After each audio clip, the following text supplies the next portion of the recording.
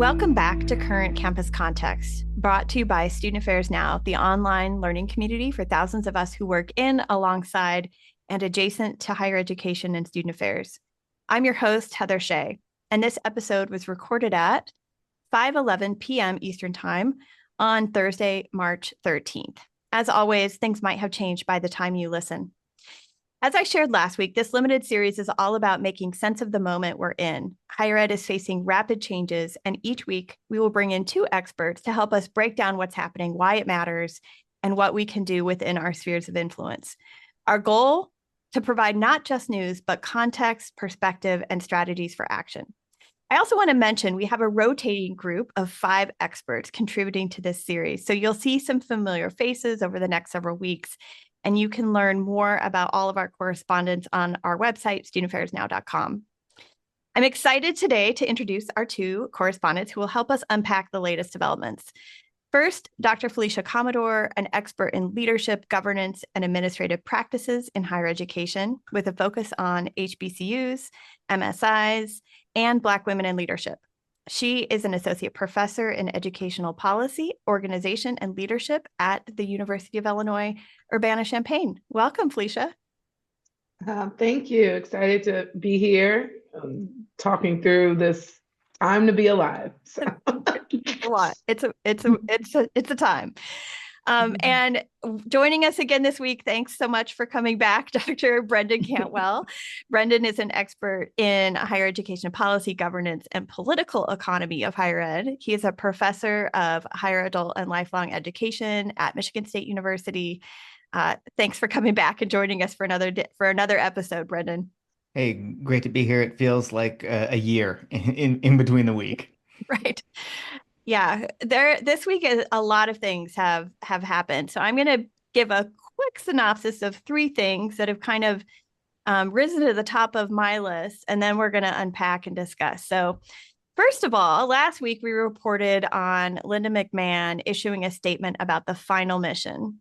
Now, earlier this week, the U.S. Department of Education laid off over 1,300 employees, really gutting the department, one of the largest cuts in history. I'm left with many questions, right? So what functions of the department remain? What responsibilities will shift to other agencies? What does this mean for federal financial aid, for education policy, for the Office of Civil Rights and enforcement of the policies that the Dear Colleague letter laid out, which we discussed a little bit last week as well? That's issue number 1. Second, I'm thinking about the detainment of Columbia University graduate student Mahmoud Khalil, a green card holder, in other words, a permanent resident with due process rights. I'm deeply concerned about the chilling effect that this could have on free speech, but also on international students. Will they continue to see the U.S. as a viable place to study? And what will be the long-term effects on student activism, campus response, and government intervention? These forces seem to be colliding in my mind in unsettling ways. So finally, in related news, funding cuts are occurring across higher ed. But 2 campuses have been specifically targeted. The White House canceled nearly $400 million in federal grants for Columbia University due to the above-mentioned story. And the USDA has withdrawn funding from the University of Maine system due to the governor of Maine's support for transgender athletes. While these actions may seem kind of outside the immediate scope of student affairs, funding cuts, budget shortfalls all have massive ripple effects, potentially impacting hiring, student fees, and the broader future of higher education. So, all right, so let's get into it. Felecia, given what I've just shared, what do you see as the broader implications of these news stories on colleges, universities, and the field of student affairs? Yeah, so I think broadly, I think across all the stories, we are going to have institutional leaders. And not when I say that, I don't just mean presidents. I mean people who are usually at the VP level, director levels, who have to keep the campus running to some extent, have to do some quick turning around of things and reorganization of things in ways that I don't higher ed is not normally as nimble to be able to do. And so I think it's really um, for a number of institutions who have not had to regularly do that. And I think that's important because our regional publics, our HBCUs, our TCUs, they're used to having to operate at a high level in a strained resource situation. But our Johns Hopkins, our Columbias, I don't know that they've had to do that in a very long time. And what's happening now is forcing a lot of institutions who normally don't have to react to policy so quickly are going to have to do that. And so I spoke to someone in December when they were like, "What does the year ahead look like for higher ed?" And I said then, higher ed's about to go through one of its biggest stress tests. Mm, And I think that's what we're seeing now. Is we're hitting the beginning of a really big stress test, and we're going to see how well we've built these institutions and how well we've really fortified our system to be able to service students well. And I think for student affairs particularly, it's concerning because we know student affairs work is a really important piece of student support and students being successful. And with these kind of stressors, we can expect cuts to be made. We are already seeing hiring freezes. And student affairs is an area that can often get hit first or seen as expendable first. And that really will have a direct impact on the success of our students.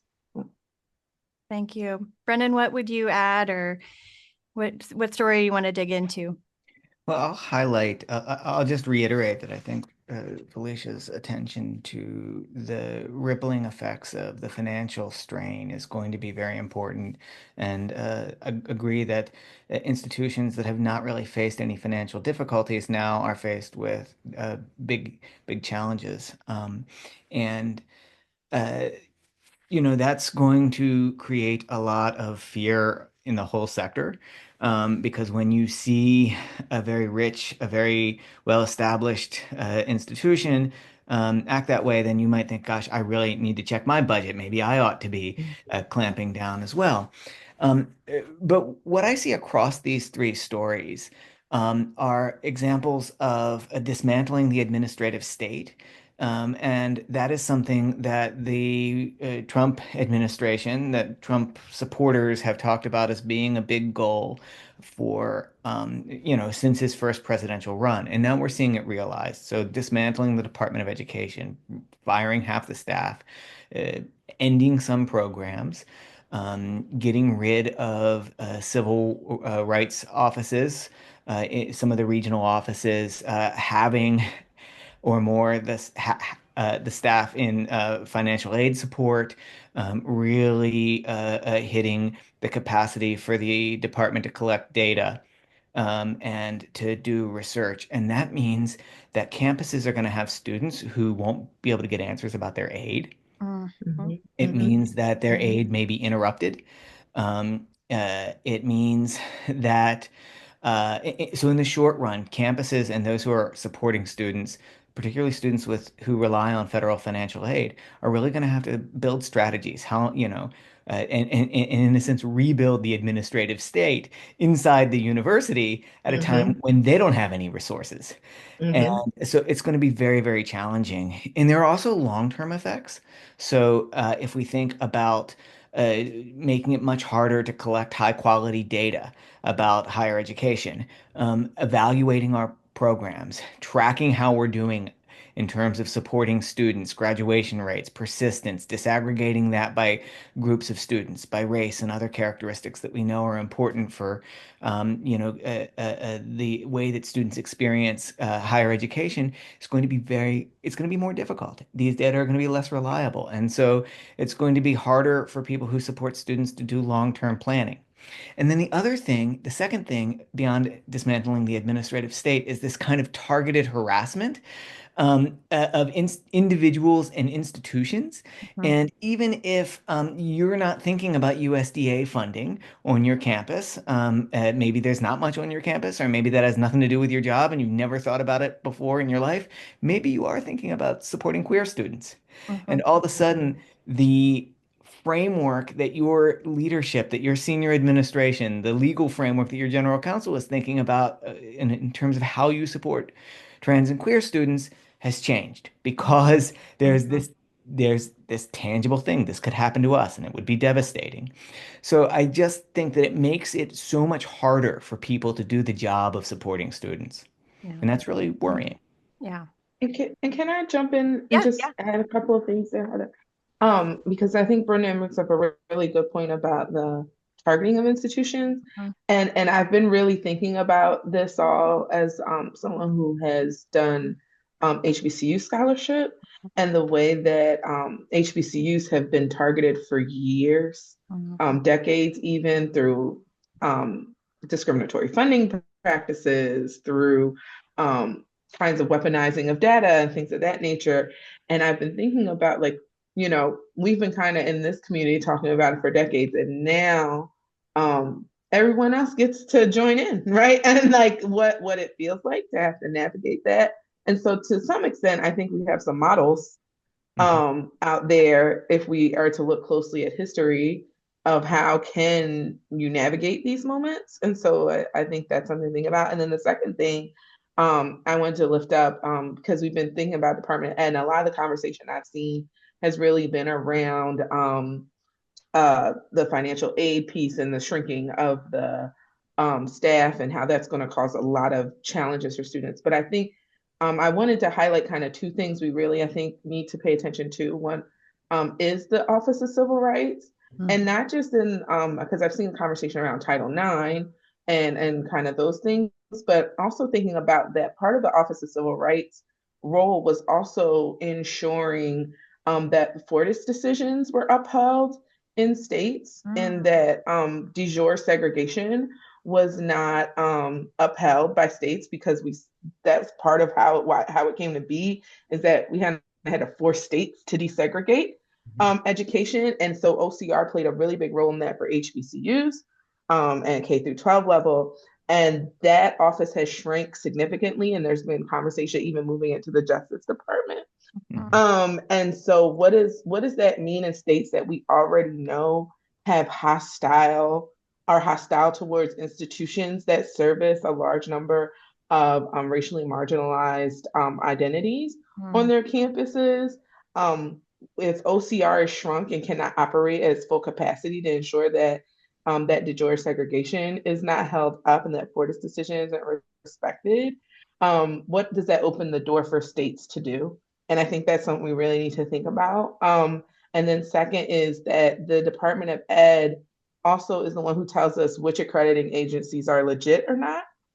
And if you look at Project 2025, one of the ways in which they are approaching on kind of controlling things like curriculum and what institutions do and provide programs they provide, majors they provide, their plan was through accrediting agencies. Mhm. And so we look at this kind of dismantling or this attempt to dismantle or shrink Department of Ed, what is that going to do for the process? What happens to their role in legitimizing and accrediting agencies, and who gets in that whole process? And then how does that trickle down also into to Brendan's point, like the missions and like what institutions will have to do in order to keep their accreditation, and what kind of pressure and what kind of accrediting agencies will now be legitimized and what will be delegitimised. And I think that's a piece that's been getting lost, I think, in this conversation. And it's something that I have been keenly concerned about. Yes. Yeah. If the institution loses accreditation, I mean, the implications of that were huge before. Does that matter now? There's kind of, it feels like all the rules are no longer like what's true, what's not. So I think what I want to shift to kind of what we can do, right? Because I feel like this is part of the overwhelm, right? Is like there's so much happening at once. And we've spoken about building coalitions, communicating with upper administration. Brendan, you talked a bit about that last week. What do you see as some things that individuals or groups or maybe student affairs professional associations might be able to do within their spheres of influence to navigate and address some of these issues? And I'm particularly interested, because we haven't talked about it too much yet, about the student activism piece and free speech. Mhm. The student activism piece raises a really important set of considerations for folks who are able to work with and have trusted relationships with students. Yeah. On the one hand, we do not, we, won't- you know, people who work with students, student affairs professionals are tasked with empowering students to Mhm. find their voice, to be agentic, to develop themselves as capable actors who can advocate for themselves and for others. And that's, I believe, central to something that higher education ought to do. But the Mahmoud Khalil case is extremely concerning on this ground. Yeah. The thing there are things that are especially concerning about this. He's a green card holder, Yeah. which means that revoking his legal status is legally arduous, and he should not have been detained. And I don't know. I'm not a lawyer. It seems outlandish. And so you have international students whose visas can be revoked much more easily, um, who are at risk. But it seems like any student, particularly any student who comes from a community for which the administration holds little regard, Mhm. or antipathy, uh, is potentially, and I don't want to sound alarmist, it would be clearly illegal, but is potentially subject to surveillance and who knows, perhaps arrest, detention by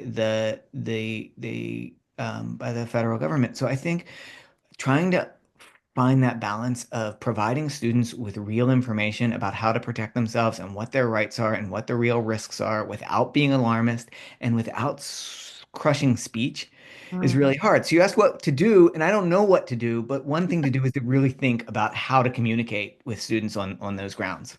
Mm. Yeah. Yeah, I'll jump Felicia- in too, Heather, Yeah. because I again really been thinking about this. And I won't say that I'm not trying to sound alarmist, but I do want us to be grounded in reality of what we're living in. And Yeah. I think as institutional actors working with students, I think that is our responsibility to Yeah. be real with them Mhm. about what they're facing and the challenges, and um, to encourage them to make the choices that are true to them, but also knowing what all the possible outcomes Yeah. of those choices could be. And uh, I do think it is alarming what's happening with the student at Columbia because um, just legalities of it all. If this is allowed to happen, and I always say this, things that happen in higher ed are the canary in the coal mine for larger society. So if this happens with one of our students and it just goes under the radar, all of us, college connected or not, Mhm. need to be concerned as citizens about what kind of reach this administration has and ways they are able to evade what we have known as due process and constitutionality. But and I don't and I hope not to sound overly optimistic because that is not my nature. I'm a cynic by nature, actually. I think, and I keep saying this, I think this is why history is important. I Yes. don't think anything we see, it's a new iteration of it, a little more intense than we've ever seen it before. Um, and it's happening to, again, I think groups that we are not used to seeing it happen to. Mhm. But if we look at 60s, if we look at 40s and 50s, we see, Jewish students, Black students. They were going through, I mean, we look at McCarthyism, we Yep. look at the civil rights movement, we see students getting expelled from school for pushing for desegregation. We see faculty not being able to get jobs because they're Jewish or considered communist. And so there's some lessons there that I think we can learn about how do we navigate this moment. It's a little different, but there's some elements that are the same. And I think about as far as student activism, I think about you know you know I think about the women at Howard, the women Mhm. of Delta Sigma Theta who participated in the suffrage march. It was not a popular thing for Black women. Those were college students, and they were engaged in activism. It just wasn't on campus, Mm. right? I think about the Greensboro Four who were NCA&T students. I think about the young women at Bennett who pushed for different civil rights protests and things. A lot of that stuff just didn't happen on campus. Yeah. And there were repercussions for those students on their campuses for stuff they didn't even do on campus. But I say that to say I think there are ways we can encourage our students to be activists and think about it outside of just the confines of their college and their university, and reminding them that there's a whole larger society out there. Now, do I think we as institutions need to figure out how to provide safe spaces on our campus for them to do that? Yes.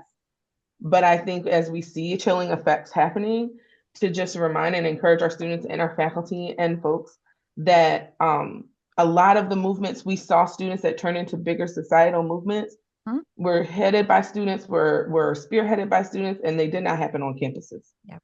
And so not thinking that if for some reason their campus fails them and does not give them the space or the protection to engage in activism, that is not the end of the road for their activism if they're committed to it. And hopefully what we can do as allies is help create more connections with communities outside of our colleges, networks outside of our colleges, to provide space and safety and resources in ways that SNCC did, SCLC did, these groups did, Freedom Fight, to help protect these students even outside of our campus walls. And I think this is a really great time for colleges to think about how they're going to be part of a larger community outside of their campus grounds, because this is affecting everyone, not just the people within our ivory towers.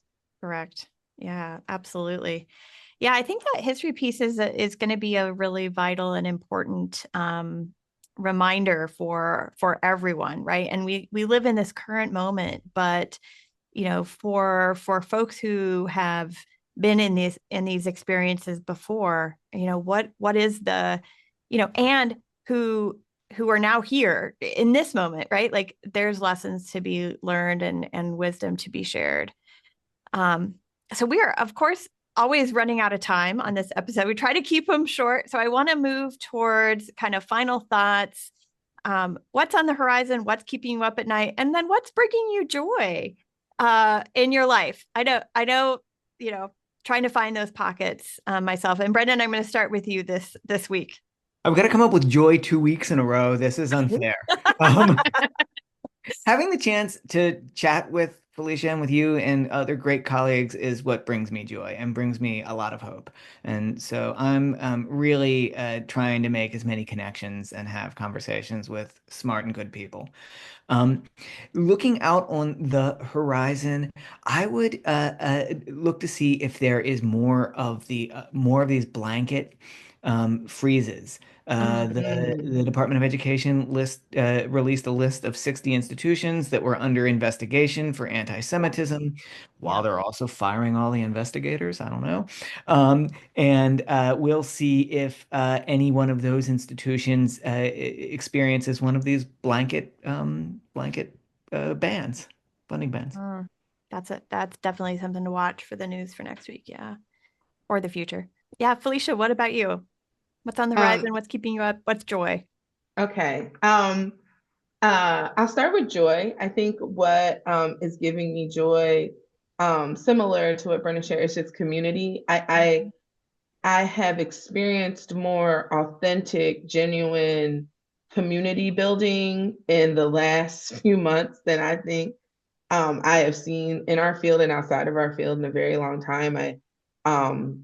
It reminds me, my mom was into kind of civics very heavy when I was young, and it reminds me of a lot of my growing up and watching people come together and take care of each other and figure out ways to protect each other, and people with more resources helping people with less resources. And so there's something about the way this constitutional crisis we're in is pushing us together in a strange way that is giving me some joy, reminding me that there's still a human spirit out there that wants to stay connected and protect their communities, and that brings me hope.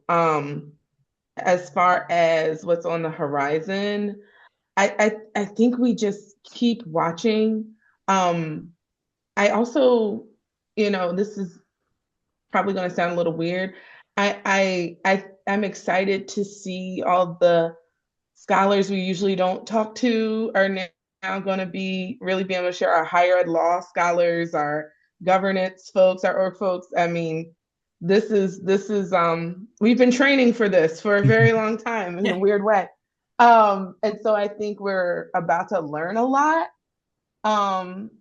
about how this stuff works and is interconnected. And though it may be tough, I think us as scholars who are able to really do some good knowledge translation may really be able to bring some light into how important higher education is to the greater society and why it needs to be protected and upheld in ways that are even greater than like kind of our student success conversations that happen. And I think that is what we're going to see come start to happen here. And then I would say what's keeping me up at night is the judiciary. I really, I tell people I would consider myself a constitutional enthusiast. I was one of those kids who walked around high school with a pocket constitution to get myself out of trouble. And so I've been really, I think a lot of times we thought like, oh, Congress is our fail-safe, but we're finding out the judiciary is our fail-safe to uphold the Constitution. And I'm just curious how long they can keep that up. Mm-hmm. But they've been showing up in ways that I think even have shocked me. Mm-hmm. And I'm curious to see how strong this thing is built. Mm-hmm. And I think and how fast it can work or can't work. Mm-hmm. So that's been keeping me up at night. I feel like I'm like always like, okay, which circuit court did it go to and who's filing lawsuits, and never been so tuned into the law in my life. But it's been interesting to see the Constitution go through this crisis test, and I'm curious to see if we're going to find out it's a really, really weak system or stronger than we thought it was. Yeah. Yeah, that's a great point to end on, because I think that's a lot to keep track of, right? There's so many different lawsuits and where they're at in the system. But there's some good resources out there. So we'll put some thoughts into today's show notes. Finally, I think, I'll add my own thought here, and that's about how we're talking about the Department of Education with students, and helping like the conversation kind of understand what the Department of Education does, what it doesn't do, and what are the repercussions. And so I'm going to put a resource in the show notes that we developed here in my office to just, here's what it is. Here are the implications. Here are some of the things that we want to be able to kind of talk about, because I think there is some kind of confusion out there. So thank you both so much. Again, Brendan, great to have you back. Felecia, I think we get to see you again next week. Thank you for sharing your insights in space with us today on Student Affairs Now. If you are not already subscribed, if you're tuning in today, not already subscribed to our newsletter, please take a moment to enter your email on our website at studentaffairsnow.com. You can stay in the loop with all the latest episodes delivered straight to your inbox. And if you have any feedback, we would really appreciate email at post@studentaffairsnow.com, or you can find us on Instagram, Facebook, Blue Sky. You can DM us in any of those places. Thanks again for listening to Current Campus Context, brought to you by Student Affairs Now, and we will see you next week.